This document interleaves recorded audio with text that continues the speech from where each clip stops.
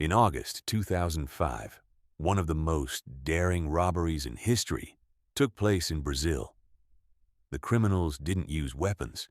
They didn't take hostages. There was no shootout. But they did manage to steal approximately $70 million from the Central Bank of Brazil. And they did it with the help of a tunnel they secretly dug for several months. A few months before the robbery, a group of criminals rented a house near the bank. To the neighbors, they opened a simple landscaping business. The sign advertised that the company specialized in landscape design and plant sales. Every day, trucks appeared outside the building. Workers carried out bags of soil. No one even suspected that this was all part of a grand plan. In fact, something entirely different was happening inside the building. The criminals began digging a tunnel under the house. Its length reached almost 80 meters. The tunnel ran directly beneath the city streets. To speed up the work, lighting and ventilation were installed inside. They worked for months, getting closer to their goal every day. Finally, the criminals reached the central bank. They knew the exact location of the vault. On weekends, when there were few employees, they broke in through the floor.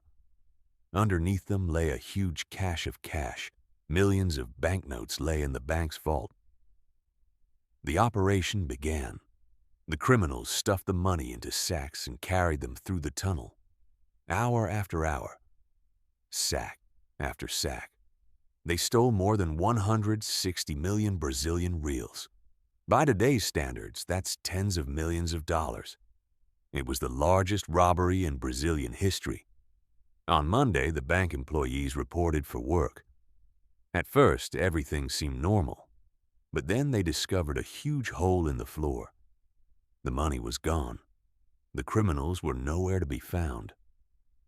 It was as if they had vanished into thin air. The news instantly spread around the world. Journalists called it the heist of the century. Police launched a massive investigation. Investigators examined the tunnel meter by meter. They were amazed by the quality of the preparation. Everything had been planned down to the last detail. Over time, some of the participants were found and arrested. Some received lengthy prison sentences. But the most interesting part lies elsewhere. Most of the stolen money was never found. To this day, the whereabouts of the millions of dollars remains unknown. The story of the Central Bank of Brazil shows that the most dangerous crimes aren't always committed with guns.